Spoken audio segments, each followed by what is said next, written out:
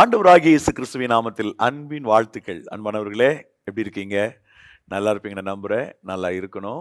நல்லா இருப்பதற்காகவே இந்த வார்த்தைகளை உங்களோடு பேசிக் கொண்டிருக்கிறேன். ஆண்டவர் நம்மோடு பேசுகிறார். எத்தனையோ பேர் நமக்கு ஆறுதல் சொன்னாலும், பல வார்த்தைகளை நமக்கு கம்ஃபோர்ட் உண்டாகும்படி, கன்சோல் அடையும்படி வார்த்தைகளை சொன்னாலும், ஆண்டவர் ஒரு வார்த்தை சொல்லிட்டாருன்னு நமக்கு தோணுச்சுன்னா, அது அவ்வளவு பெலனா நமக்கு இருக்கும். அவ்வளவு மகிழ்ச்சியா இருக்கும். ஆண்டவர் சொல்லிட்டாருங்க, நீ பயப்படாதேன்னு சொல்லிட்டாரு. நான் உனக்கு துணையா இருப்பேன்னு சொல்லிட்டாரு. நான் உன் கண்ணீரை துடைப்பேன்னு சொல்லிட்டாரு. நான் உன்னை மறப்பதில்லைன்னு சொல்லியிருக்கிறார். அவர் ஒரு வார்த்தை சொன்னா நம்முடைய வாழ்க்கையில ஒரு பரவசம் வருது, ஒரு ஆறுதல் வருது, நம்பிக்கை கிடைக்குது, உற்சாகம் அடைகிறோம். வேகமாய் தேவனுக்காக செயல்படுவதற்கும் எழும்புவதற்கும் நமக்கு ஒரு உந்துதல் கிடைக்குது இல்லையா? என் அன்பு சகோதர சகோதரிகளே, இந்த நாளில் தேவனாய் கர்த்தர் நம்முடைய வாழ்க்கையில், நம்முடைய ஜீவிதத்தில் மிகப்பெரிய நன்மையை செய்ய வேண்டும் என்று விரும்புகிறார். நாம கொஞ்சம் அவர் எதிர்பார்க்கிறபடி நடந்துட்டா போதும், சிறப்பான ஒன்றை நாம் கண்டு மகிழும்படி அவர் நமக்கு உதவி செய்வார். எத்தனை பேருக்கு ஆண்டவருடைய இந்த சிறப்பான ஆசீர்வாதம் வேணும்? எத்தனை பேர் ஆண்டவருடைய நன்மையை அனுபவிக்க விரும்புறீங்க?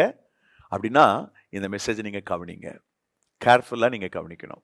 நான் ஒவ்வொரு முறையும் வாக்குத்தத்த வசனங்களை சிந்திக்கும் போது எனக்குள்ளே ஒரு விதமான மகிழ்ச்சியும் சந்தோஷமும் பூரிப்பும் வருகிறது. காரணம் என்னன்னா, இந்த வாக்குத்தத்தங்கள் வெவ்வேறு காலங்களிலே, வெவ்வேறு சூழ்நிலைகளிலே, அந்த நாட்களில் இருந்த மக்களுக்காக ஆண்டவர் உரைத்தவை. ஆனால் வேதாகமத்தினுடைய அழகு என்னன்னு கேட்டீங்கன்னா, ஒரு வசனத்தை ஆண்டவர் சொல்லிட்டார், ஒரு வாக்கை சொல்லிட்டாருன்னா எக்காலத்துக்கும் அந்த வாக்கு பொதுவானதாக, போதியதாக, பேசுகிற ஒரு வாக்காக, செயல்படுகிற ஒரு வாக்காக இருக்கிறது. ஆகவே ஒவ்வொரு நாளும் வாக்குத்தத்தங்களை அடிப்படையாக வைத்து நான் ஆண்டவருடைய வசனத்தை உங்களுக்கு பேசி வருகிறேன். கடந்த 2 ஆண்டுகளாக நான் அப்படி பேசி வருகிறேன். நான் நம்புகிறேன் அன்பிற்குரியவர்களே, இந்த வார்த்தைகள் உங்களுடைய வாழ்க்கையில மிகப்பெரிய மாற்றத்தை கொடுக்கும். நம்முடைய நிகழ்ச்சிக்கு என்ன தலைப்பு வச்சிருக்கிறோம்னா, வாழ்வழிக்கும் வாக்குத்தத்தம்னு வச்சிருக்கிறோம். அது எத்தனை உண்மை தெரியுமா? வாக்குத்தத்தம் நமக்கு வாழ்வை அளிக்கிறது. ஆண்டவர் சொன்ன ஒரு வார்த்தையை பிடித்து கொண்டு நாம் உறுதியாக பற்றி கொண்டு முன்னேறி போய்கொண்டே இருக்கிறோம். இப்படி ஒரு வார்த்தையை பிடித்தவர்களாக ஆசீர்வாதங்களை பெற்றவர்கள் எத்தனை கோடி மக்கள் இந்த உலகத்தில் இருக்கிறார்கள். ஒரு அருமையான மனிதரை குறித்து நான் கேள்விப்பட்டேன். அவரே இந்த சாட்சி சொல்லும் போது என் காதால் கேட்டேன்.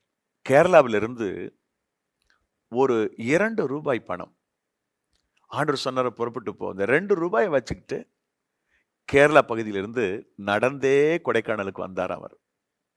இன்றைக்கு கொடைக்கானல்ல பல ப்ராப்பர்ட்டிஸ்க்கு அவங்க சொந்தக்காரங்களா இருக்கிறாங்க. அவங்களுடைய சந்ததிகள் இப்பொழுது இருக்கிறார். அவர் மரித்து போனார், கர்த்தருடைய சமூகத்துக்கு போயிட்டாரு. 1989ஆம் ஆண்டு அவர் நேரடியாக பகிர்ந்து கொண்ட சாட்சி இது. 2 ரூபாய். ஆண்டவர் சொன்னார், உன்னை நான் ஆசீர்வதிப்பேன், நான் உனக்கு காண்பிக்கிற இடத்துக்கு போன்னு சொன்னாராம். அங்கே கேரளா பகுதியிலிருந்து எப்படி நடந்து எப்படி வந்தாங்கன்னு தெரியல, நடந்தே வந்து சேர்ந்திருக்கிறார். ஆண்டவர் சொன்ன வார்த்தையை அப்படியே நிறைவேற்றினார். அந்த வார்த்தையின்படியே கர்த்தர் நடத்தினார். அவர்கள் ஆசீர்வதிக்கப்பட்டார்கள். எனது அருமை சகோதர சகோதரிகளே, பெரியவர்களே, தாய்மார்களே, இந்த நாளில் அருணாதர் இயேசு கிறிஸ்து உங்களோடு கூட பேசுகிறார். உங்களுக்கு ஒரு வாக்கு தத்தத்தை ஆண்டவர் கொடுக்கிறார். இன்றைக்கு ஆண்டவருக்கு கொடுக்கிற வாக்கு தத்தத்தை நான் எனக்காக சுதந்திரிக்கிறேன் என்று யாரெல்லாம் நம்புகிறீர்களோ உங்களுக்கு இந்த வார்த்தையின்படியே நடக்கும். சரி பிரதர், என்ன வார்த்தை, அதை சீக்கிரம் சொல்லிடுங்களேன் என்று நீ சொல்றீங்களா? அந்த வார்த்தை பெரிய வசனத்துக்குள்ள இருக்கிறது. வசனத்தினுடைய துவக்கத்திலே அந்த வார்த்தை வருகிறது. ஆகவே முழுமையான வசனத்தை நான் வாசிக்காமல் அந்த குறிப்பிட்ட பகுதியை மாத்திரம் வாசிக்கிறேன். இது யாருக்கு சொன்ன வார்த்தை?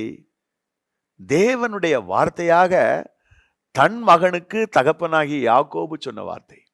யோசேப்பிற்கு அவனுடைய தகப்பனாகி யாக்கோபு இறுதி காலத்தில் சொன்ன தீர்க்க தரிசன வார்த்தை. வாசிக்கிறேன் பாருங்கள்.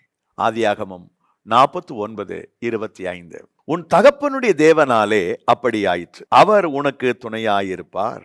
சர்வ வல்லவராலே அப்படி ஆயிற்று, அவர் உனக்கு துணையாயிருப்பார். அவர் உனக்கு துணையாயிருப்பார். பிரியமானவர்களே, மிகப்பெரிய தேவன், இந்த உலகத்தை படைத்தவர், அண்ட சராசரங்களை சிருஷ்டித்தவர், நாம் காண்கின்ற இயற்கை வளங்கள் அத்தனையும் உருவாக்கியவர், பிரம்மாண்டமான மலைகளை குண்டுகளை படைத்தவர், சிருஷ்டித்தவர், யோசித்து பார்க்க முடியாத பரந்த சமுத்திரத்தை படைத்தவர், வானத்தில் தோன்றுகிற கோடிக்கணக்கான நட்சத்திரங்களை அந்தரத்தில் தொங்கவிட்டவர், எத்தனையோ கோள்கள் அந்தரத்திலே இயங்கிக் கொண்டிருக்கிறது. இது அத்தனைக்கும் உரிய சர்வசக்தி படைத்த தேவனாய் கர்த்தர் நமக்கு துணையாய் இருக்கிறார் என்பது எவ்வளவு மகிழ்ச்சியான விஷயம். மிகப்பெரிய தேவன் நம்முடைய தேவன். அவர் நமக்கு துணையாய் இருப்பாராம். அந்த வார்த்தை அப்படித்தான் சொல்லுகிறது. அவர் உனக்கு துணையாய் இருப்பார், கர்த்தர் உனக்கு துணையாய் இருப்பார் என்று சொல்லுகிறார். பிரியமானவர்களே, இந்த தேவன், இவ்வளவு மிகப்பெரிய தேவன் நம்முடைய வாழ்க்கையில துணையாய் இருப்பார் என்று சொன்னால், நம்ம வாழ்க்கையில் நடக்கக்கூடிய அற்புதங்களுக்கு அளவே இல்லை. நான் அதையெல்லாம் இன்னைக்கு சொல்லணும்னு நினைச்சேன், ஆனா நேரம் பத்தாது. அப்படின்றதுனால இதே வார்த்தையை கர்த்தர் துணை செய்யும் போது வரக்கூடிய ஆசீர்வாதங்களை இன்னொரு நாள் நான் உங்களோடு பேசுறேன். கர்த்தர் அனுமதிக்கும் போது, அவர் பேச சொல்லும் போது பேசுறேன். அப்போ நான் குறைஞ்சது ஒரு 5 குறிப்பு உங்களுக்கு நான் சொல்லலாம். நான் இன்னைக்கு ஒரே ஒரு விஷயத்தை மட்டும்தான் நான் உங்களோட பகிர்ந்துக்கணும் அப்படின்னு ஆண்டவர் எனக்கு உணர்த்துறாரு. நிறைய விஷயத்த சொல்லி மடமடமடன் வசனங்கள் சொல்லிட்டு போறதுல எனக்கு விருப்பம் இல்லை. கர்த்தர் துணையா இருக்கும்போது நம்ம வாழ்க்கையில நடக்கக்கூடிய அற்புத அடையாளங்கள், அதிசயங்களுக்கு அளவே இருக்காது. நிறைய நடக்கும், நிறைய அற்புதம் நடக்கும். நான் இந்த வசனத்தை தியானிக்கும் போது ஏராளமான ஆசீர்வாதங்களை பார்த்தேன். அவர் நமக்கு துணையா இருக்கும்போது நிறைய பிளெஸிங்ஸ் இருக்குது. ஆனா அந்த எல்லா ஆசீர்வாதங்களையும் மிக முக்கியமான ஒரு ஆசீர்வாதம் என்னன்னா, சத்துருக்கள் நமக்கு விரோதமாய் வரும்போது, எதிராளிகள் நமக்கு விரோதமாய் வரும்போது அவர்கள் தோற்று போகிறார்கள். ஒருவேளை நம்ம விட பலசாலிகளா இருப்பாங்க, ஒருவேளை நம்ம விட ரதங்கள், குதிரைகள் இவைகளெல்லாம் கூடுதலா வச்சிருக்கிறவனா இருப்பாங்க. ஆனா கர்த்தர் கூட இருந்தாருன்னா, நமக்கு துணையா இருந்தாருன்னா, அவன் எவ்வளவு பெரிய இராணுவத்தோட வந்தா என்ன, எல்லாம் ஒண்ணு இல்லாம போயிடும். சிம்பிளா மற்ற உதாரணங்கள் சொல்றதுக்கு முன்னாடி முகவுரையா இதை சொல்றேன்.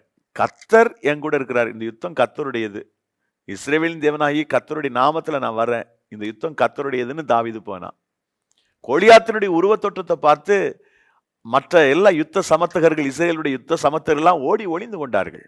ஆனா குட்டி தாவீது ஒரு 5 கூழாங்கல் எடுத்தான். தன்னுடைய கவன்கள்ல சுற்றினான். ஒரு கூழாங்கல், ஒரே 5 கல்ல எடுத்தான், ஒண்ணுதான் யூஸ் ஆச்சு. சுற்றி அடிச்சான். கரெக்டா அந்த பெலிஸ்தியனுடைய நெற்றியில பட்டது. அவன் சுருண்டு விழுந்தான்.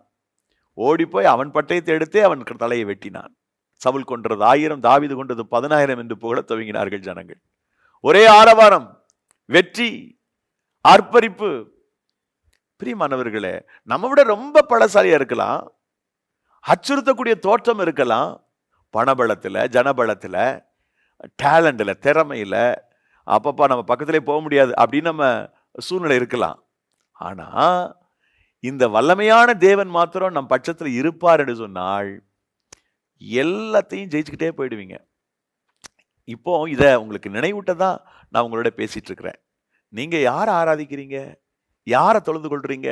மிகப்பெரிய தேவனை, சர்வ வல்லமையில தேவனை, அல்மைட்டி காட். அவர் சர்வ வல்லமையில தேவன். அவரை நாம தொழுது கொள்றோங்க. நாம எதை பத்தி கவலைப்பட வேண்டாம், எதை பற்றி சோர்ந்து போக வேண்டாம். மிகப்பெரிய அற்புதங்களை செய்கிற தேவன் நம்முடைய தேவன். நம்முடைய வாழ்க்கையில பலத்த காரியத்தை செய்வார். ஆகவே நான் ஒரு 5 நிகழ்வுகளை மாத்திரம், கர்த்தர் துணை நிற்கும் போது சத்துருக்கள் கையிலிருந்து ஆண்டவர் எப்படி விடுதலை ஆக்குறாருன்னு ஒரு 5 நிகழ்வுகளையும், அந்த இடத்துல நான் பின்பற்ற வேண்டிய விஷயங்களையும் உங்களோட நான் பகிர்ந்து கொள்ளணும்னு நினைக்கிறேன். முதலாவது, யாத்திராகமம் 14ஆம் அதிகாரத்துல ஒரு வழியா எபிரேய மக்கள் எகிப்தை விட்டு வெளியில வந்துட்டாங்க. அவங்க கானானை நோக்கி பிரயாணம் பண்ணிட்டு இருக்கிறாங்க. முதல்ல அனுமதித்த இந்த பார்வோன் ராஜாவுக்கு, ஐயோ அடிமைகளா இருந்தாங்களே 430 வருஷம், இவங்களை விட்டுட்டோமே, இவங்க போனாங்கன்னா எப்படி நமக்கு வேலைகளை யாரு பாப்பான்னு கவலை வந்துருது. ஆக ரதங்களை பூட்டி கொண்டு மக்களை பின்தொடர்ந்து போகிறான். அவங்கள மடக்கி இழுத்துட்டு வர்றதுக்கு போறான். இப்போ முன்னாடி பார்க்குறாங்க எபிரேய மக்கள் பெரிய செங்கடல், பின்னாடி பார்த்தா எகிப்திய இராணுவம். புலம்ப ஆரம்பிச்சிட்டாங்க. அவன் கத்துறான், ஐயோ இப்படி வனாந்திரத்துல சாக போறோமே, நம்ம மாட்டிக்கிட்டோமேன்னு கத்துறாங்க. ஆனா அதுக்கு நடுவில் ஒரு காரியத்தை செஞ்சாங்க. அவங்க கர்த்தரை நோக்கி கூப்பிட்டாங்களாம். இப்போ தேவன் என்ன செய்கிறார் அவங்களுக்காக அப்படின்னு பார்த்தா, இப்ப நான் அந்த வசனத்தை உங்களுக்கு வாசிக்கிறேன் பாருங்களேன். அவர்களுடைய ரதங்களிலிருந்து உருளைகள் கழலவும் அவர்கள் தங்கள் ரதங்களை வருத்தத்தோடு நடத்தவும் பண்ணினார். அப்பொழுது எகிப்தியர் இஸ்ரவேலரை விட்டு ஓடி போவோம், கர்த்தர் அவர்களுக்கு துணை நின்று எகிப்தியருக்கு விரோதமாய் யுத்தம் பண்ணுகிறார்கள் என்றார். கர்த்தர் எபிரேயர்களுக்கு துணையாய் இருக்கிறார் என்று எகிப்தியர் சொன்னாங்க. இப்ப யுத்தம் பெருசு, பார்வோனுடைய ராணுவ ரொம்ப பெருசு, ரதங்களோட வந்திருக்கிறான், குதிரை வீரர்களோடு வந்திருக்கிறான், மிகப்பெரிய சாம்ராஜ்யத்தின் சக்கரவர்த்தி இல்லையா? ஆகவே அவன்கிட்ட எல்லா ஆயுதங்கள் இருக்கு, தளவாடங்கள் இருக்கின்றன, மிகப்பெரிய படை இருக்கிறது. ஆனா என்ன பிரயோஜனம்? இந்த அண்ட சராசரங்களை படைத்த தேவாதி தேவன் எபிரேய மக்களுக்கு துணை நின்றதுனால செங்கடல் ரெண்டா பிளக்குது. அது வழியா எபிரேயர்கள் முன்பதாக போயிட்டாங்க. அக்கறைக்கு போன உடனே மறுபடியும் மோசே கோல் எடுத்து நீட்டுறா, செங்கடல் மூடுகிறது. இந்த மூடுறதுக்கு முன்னாடி எபிரேயர்களை பின்தொடர்ந்து செங்கடல் பாதையிலேயே எகிப்தியர்களும் உள்ளே வருகிறார்கள். அந்தோ பரிதாபம்! இராணுவம் எல்லாம் சமுத்திரத்தின் மையத்தில் இருக்க, எபிரேய மக்கள் அக்கறை கடக்க விண்ணக தந்தை தம்முடைய வல்லமையை அனுப்பினார். மீண்டும் அந்த கடல் மூடிக்கொண்டது அவர்களை. ரதங்களோடு குதிரைகளோடு குதிரை வீரர்களோடு செங்கடலிலே மாண்டு மடிந்தார்கள். தேவன் தம்முடைய ஜனத்திற்கு துணையாய் இருக்கும் போது நாம யுத்தம் பண்ண வேண்டிய அவசியம் இல்லை, அவரே யுத்தம் பண்ணுகிறார். பெரிய அளவுல ஆண்டவர் அவர்களுக்காக செயல்பட்டார், பயங்கரமான காரியத்தை செய்தார், ஜனங்கள் காப்பாற்றப்பட்டார்கள். பயப்படுறது மாதிரி இந்த இஸ்ரேல் ஜனங்கள் எப்படி புலம்புனாங்களோ, முறுமுறுத்தாங்களோ, அலறுனாங்களோ, கதர்னாங்களோ, கண்ணீர் வெடிச்சாங்களோ, அது மாதிரி உங்களுடைய வாழ்க்கையில நீங்க அலறி கண்ணீர் வெடிச்சு வேதனையோடு இருக்கலாம். ஒரு மிகப்பெரிய செங்கடலை போல இருக்கக்கூடிய பிரச்சனை ஒன்றும் இல்லாம போயிடும். கர்த்தர் உங்களுக்கு யுத்தம் பண்ணுவார், உங்களுக்கு ஒரு துணையாய் இருப்பார் என்று சொன்னால் நீங்கள் வெற்றி பெறுவீர்கள். இப்ப இந்த இடத்துல இவர்கள் செய்த காரியம் என்னன்னு தெரியுமா? கர்த்தரை நோக்கி கூப்பிட்டார்கள்னு வசனம் இருக்குது. 14ஆம் அதிகாரம் யாதிராகமம் 10வது வசனம். பார்வோன் சமீபித்து வருகிற போது இஸ்ரவேல் புத்திரர் தங்கள் கண்களை ஏறெடுத்து பார்த்து எகிப்தியர் தங்களுக்கு பின்னே வருகிறதை கண்டு மிகவும் பயந்தார்கள். அப்பொழுது இஸ்ரவேல் புத்திரர் கர்த்தரை நோக்கி கூப்பிட்டார்கள். கர்த்தரை நோக்கி கூப்பிட்டார்கள். உங்களுடைய வாழ்க்கையில சத்துருக்கள் எழும்பி வருகிற போது முதலாவது நீங்க செய்ய வேண்டிய காரியம் ஆண்டவர் நோக்கி கூப்பிடுங்க. ஆண்டவரே சகாயம் பண்ணுங்கப்பா, நான் நெருக்கப்படுகிறேன், உபத்திரப்படுகிறேன், சகாயம் பண்ணுங்க, லார்ட் ஹெல்ப் மீ சொல்லுவோம். அப்படி ஜெபம் பண்ணும்போது கர்த்தர் நமக்கு துணையாய் வருவார், உதவி செய்வார். பின்னாட்களில மோசே தன்னுடைய பிள்ளைகளுக்கு பேர் வைக்கும் போது அதை நினைவு கூறுகிறான். எங்கன்னு கேட்டா யாத்திராகமம் 18ஆம் அதிகாரம் 4வது வசனம்.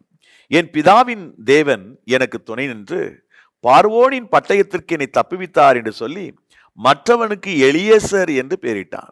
எலியேசர் என்று அவன் பெயரிட்டதற்கு காரணம் என்னன்னா, கர்த்தர் எனக்கு துணையாய் நின்று பார்வோன் கையிலிருந்து நீ காப்பாற்றினார், விடுவித்தார் என்பதை நினைவு கூர்ந்து தனக்கு பிறந்த மகனுக்கு எலியேசர் என்று பெயர் வைக்கிறான்.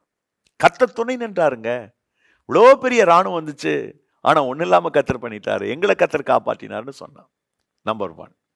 இரண்டாவது ஒரு நிகழ்வு, நாம் கவனிக்க வேண்டிய இரண்டாவது ஒரு நிகழ்வு 2 நாளாகம புத்தகம் 14ஆம் அதிகாரம். அங்கே ஆசா என்கிற ஒரு மன்னனை பார்க்கிறோம். இங்கே மோசே எதிராக இருக்கிறவன் பார்வோன் மன்னன், எகிப்திய ராணுவம். அங்கே ஆசாவுக்கு விரோதமாக எத்தியோப்பிய ராஜா வருகிறான். 2 நாளாகமம் 14ஆம் அதிகாரத்துல ஆசாவினிடத்தில் இருந்த ராணுவத்தினுடைய எண்ணிக்கை 5,80,000 பேர். எத்தியோப்பிய மன்னனிடத்தில் இருந்த ராணுவத்தினுடைய எண்ணிக்கை 10 லட்சம். இதை 2 நாளாகமம் 14ஆம் அதிகாரம் 8-9 வசனத்துல நீங்க பார்க்க முடியும்.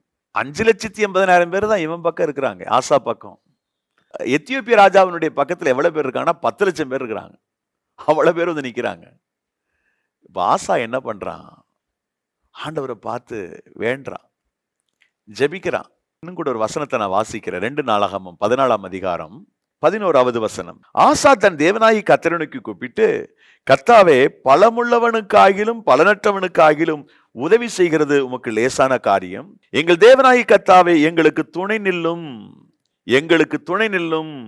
உம்மை சார்ந்து உம்முடைய நாமத்தில் ஏராளமான இந்த கூட்டத்திற்கு எதிராக வந்தோம். கர்த்தாவே, நீர் எங்கள் தேவன், மனுஷன் உம்மை மேற்கொள்ள விடாதேயும் என்றான். எங்களுக்கு துணை செய்யும் ஆண்டவரே, நீங்க எங்களுக்கு துணையா இருக்கணும். அந்த துணைக்கு ஆண்டவரை கூப்பிட்டுக்கிறான் ஆசா. ஆண்டவரை கூப்பிட்ட உடனே ஆண்டவர் பக்கத்துல வரார். 5,80,000 பேர், கிட்டத்தட்ட டபுள் ஸ்ட்ரென்த் அங்க இருக்குது எதிரியினுடைய இடத்துல. ஆனால் இங்கே ஆசா தன்னுடைய படையில குறைவு இருக்கிறது புரிந்து கர்த்தர் வந்துட்டார்னா படை ஜெயிக்கும். எத்தியோப்பியாவுடைய பார்வைக்கு இந்த படை சின்னதுதான். ஆனால் ஆசா நம்பினான், தேவாதி தேவன் இந்த படையோடு இணைந்து விட்டால் என் படை வெற்றி பெறும், என் படை ஜெயிக்கும் என்று அவன் நம்பினான். மிகப்பெரிய வெற்றியை அவன் சந்திக்கிறான். அந்த அதிகாரத்தில் நீங்க பார்க்கும்போது ஆச்சரியப்படலாம். அன்பிற்குரியவர்களே, கர்த்தர் துணை நிற்கும் பொழுது எண்ணிக்கையெல்லாம் தோற்று போகும். 10 லட்சம் பேர் வரட்டும், 20, அதை பத்தி என்ன பிரச்சனை? நமக்கு நம்மோட கர்த்தர் இருக்கிறார். வானத்தையும் பூமி உண்டாக்கிய தேவாதி தேவன் நம் பட்சத்தில் இருக்கும்போது நாம் ஏன் கவலைப்படணும்? நாம் ஏன் கலங்கணும், வருத்தப்படணும்? தேவன் நம் பட்சத்தில் இருக்கிறார், நமக்கு உதவி செய்யும்படி, ஒத்தாசை செய்யும்படி நமக்கு அருகில் இருக்கிறார். அவர் எல்லாவற்றையும் பார்த்துக் கொள்வார். பிரிய சகோதர சகோதரிகளே, அதே போல நடந்தது. சரி, இந்த இடத்துல கர்த்தர் இந்த ஆசா ராஜாவுக்கு துணை நின்றதுக்கு பல காரணங்கள் இருந்தாலும் என் மனசுல படக்கூடிய முக்கியமான காரியம், அவன் தேவனை தேடினான். 2 நாளாகம புத்தகம் 14வது அதிகாரத்தின் 4வது வசனத்தையும் 7வது வசனத்தை பார்த்தீங்கன்னா, கர்த்தரை தேடினான்னு இருக்குது ஒரு வார்த்தை. அவரை தேடினான். உங்களுக்கு எப்பாவது பிரச்சனை வருது, உங்களுக்கு விரோதமா சத்துரு எழும்புறான், ஒரு கூட்ட மக்கள் எழும்புறாங்கன்னா தைரியமா இருங்க, உடனே ஆண்டவரை தேடுங்க, அவருடைய முகத்தை நோக்கி பாருங்க. அப்போ ஒரு பெரிய வெற்றி கிடைக்கும், ஜெயம் கிடைக்கும், நீங்க ஆசீர்வதிக்கப்படுவீங்க, பலப்படுத்தப்படுவீங்க. தேவன் நம்முடைய வாழ்க்கையில நாம் அவரை தேடுறோமான்னு பார்க்கிறாரு. உங்களுக்கு கர்த்தர் துணை செய்யணும்னு விரும்புறீங்களா அப்படின்னு சொன்னா தேவனை தேடுவதற்கு மனசு வைங்க, கர்த்தரை தேடுங்க, அவரை நோக்கி பாருங்க. அவர் உங்கள் பட்சத்தில் வந்து உங்களுக்கு உதவி செய்வார். 3வது ஒரு நிகழ்வு, அதுவும் 2 நாளாகம புத்தகத்துல தான் இருக்குது, 26வது அதிகாரம். அங்க இருக்கக்கூடிய ராஜா வந்து உசியா. இந்த உசியாவுக்கு விரோதமாக பெலிஸ்தியர்கள் இன்னும் கூட சில குழுவினர் எழும்பி வராங்க. இந்த ஒரு ராஜாவுக்கு அகைன்ஸ்டா பல ராஜாக்கள் வர்றாங்க. அங்கே மோசைக்கு எதிரா, எபிரேயருக்கு எதிரா பார்வோன் வர்றான், எகிப்திய ராணுவம். இங்கே ஆசாவுக்கு எதிரா எத்தியோப்பிய ராணுவம். 2 நாள் 32ஆம் அதிகாரத்துல உசியா ராஜாவுக்கு விரோதமா பெலிஸ்தியர்கள் வர்றாங்க. உசியா என்ன பண்ணா பாருங்க, வசனத்தை வாசிக்கிறேன். 2 நாளாகமம் 26:7 இப்படி வசனம் சொல்லுகிறது, பெலிஸ்தரையும் கூர்பாகாலிலே குடியிருக்கிற அரபியரையும் மெகுனியரையும் வெல்ல தேவன் அவனுக்கு துணை நின்றார். இந்த வார்த்தை அழகான வார்த்தை. தேவன் உசியாவுக்கு துணை நின்றார்.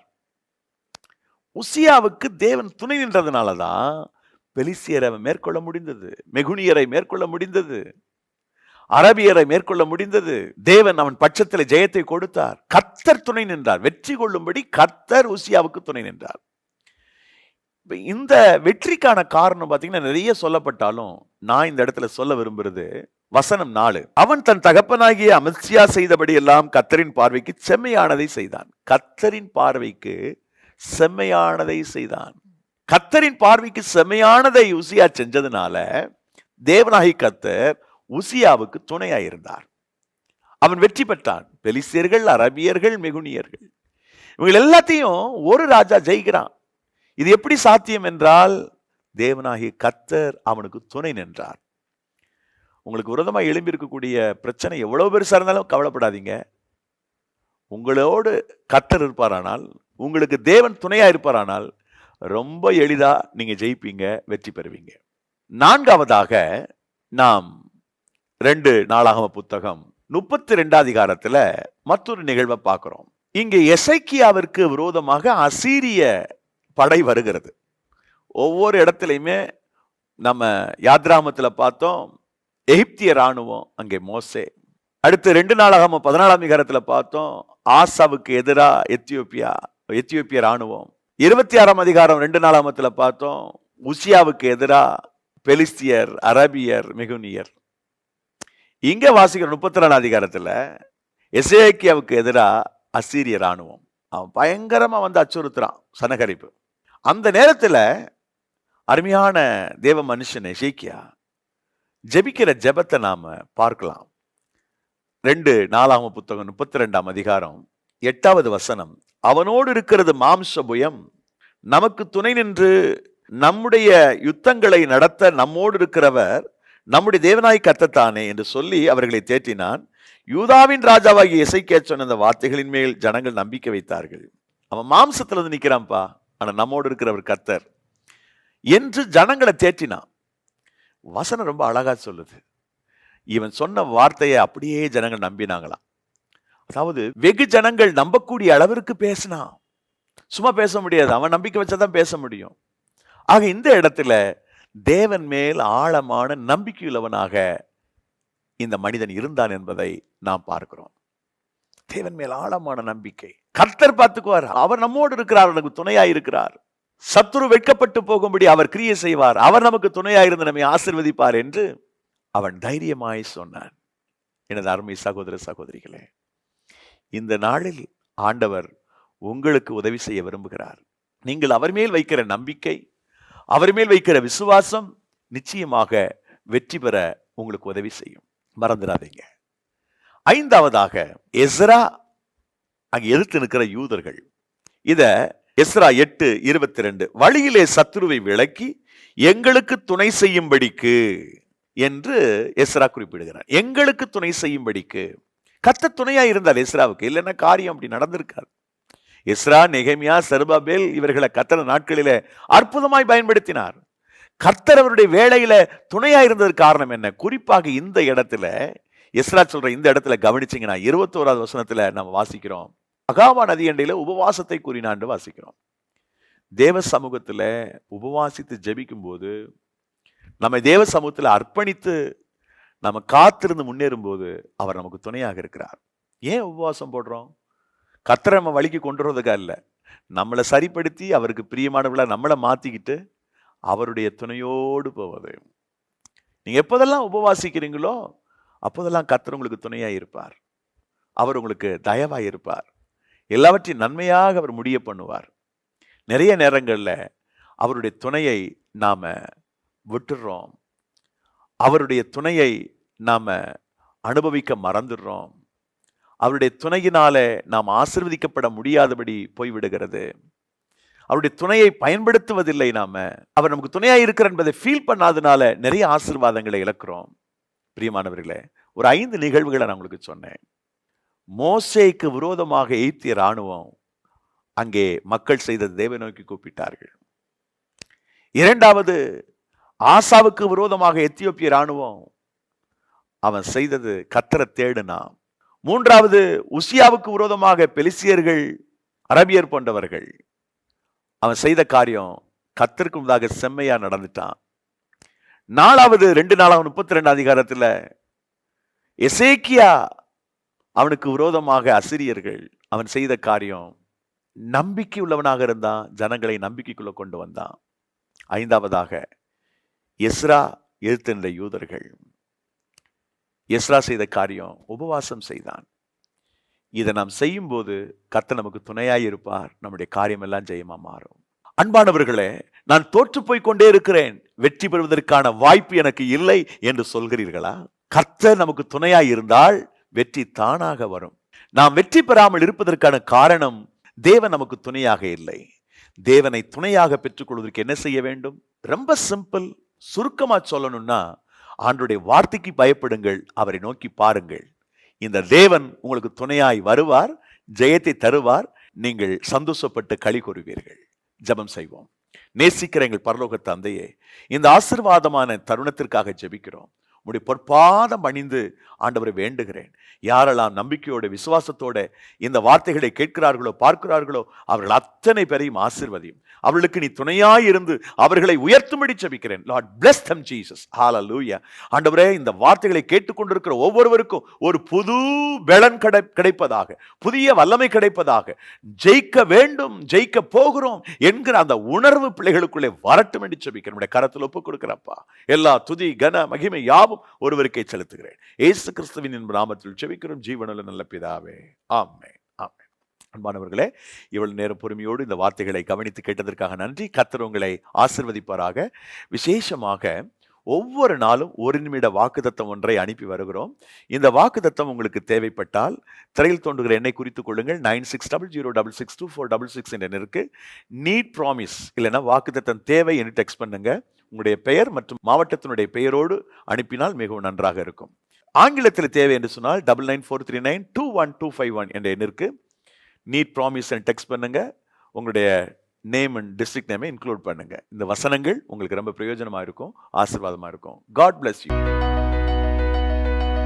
அன்பானவர்களே, My beloved people of God, சின்ன சின்ன தியானம் என்ற புத்தகத்தை உங்களை அறிமுகப்படுத்துவதில் மகிழ்ச்சி அடைகிறோம். we are glad to introduce a short meditation book. இந்த புத்தகம் ஆங்கிலத்திலும் தமிழிலும் இருக்கிறது. This book is both in Tamil as well as in English. இந்த புத்தகத்தில் என்ன விசேஷம் என்று கேட்டா, If you will ask what is the speciality about this book, இந்த புத்தகத்தினுடைய ஷெட்யூல் படி நீங்கள் வேதத்தை வாசித்தால், if you will read the Bible according to the schedule of this book, ஒரு வருஷத்தில் in 1 year's time, 2 முறை புதிய ஏற்பாட்டையும் you can finish the New Testament twice, ஒரு முறை பழைய ஏற்பாட்டை வாசித்து முடித்து விடலாம். and you can also finish the Old Testament once. ஒவ்வொரு நாளும் ஒரு மனப்பாட வசனம் இருக்கிறது. And every day there is a memory verse that is given to you. அந்த வசனத்தை மனப்பாடம் செய்து விடுங்கள். You can memorize that verse. அந்த வசனத்தை மையப்படுத்தி 3 தியான குறிப்புகள் இருக்கின்றன. There is also a meditation point, the same verse in 3 points you can have the meditation. காலையில் என்ன வாசிக்கணும், There is a schedule of what to read in the morning, மத்தியானம் என்ன வாசிக்கணும், what to read in the afternoon, night என்ன வாசிக்கணும், and what you should read in the night. அங்கே குறிப்புகள் இருக்கின்றன. And there are all the scriptures that is given to you. மிக சுருக்கமாக இருக்கும். It is a very short meditation. நிச்சயமாக இந்த புத்தகம் உங்களுக்கு மிகவும் உதவிகரமாக இருக்கும். And it will be a great use to you as you read it every day. இந்த புத்தகத்தை பெற விரும்புகிறவர்கள் கீழ்காணும் வாட்ஸ்அப் எண்ணிற்கு CCT Part 1 என டைப் செய்து செய்தி அனுப்புங்கள். தமிழ் என்றால் தமிழ் என்றும், ஆங்கிலம் என்றால் ஆங்கிலம் என்று டைப் செய்து உங்கள் முழு முகவரியோடு செய்தி அனுப்புங்கள். புத்தகம் உங்களுக்கு வந்து சேரும். புத்தகம் வந்து சேர்ந்த பிறகு அதற்கான தொகையை நீங்கள் அனுப்பலாம். All those who need this short meditation, please text to the WhatsApp number that has been given below. Just make note of the number and text to us as if you need CCT, whether it is Tamil or English. Please mention your language and send it with your full postal address so that we will send that book to you. And only after you could receive this book, you can send the money to us. God bless you. God bless you.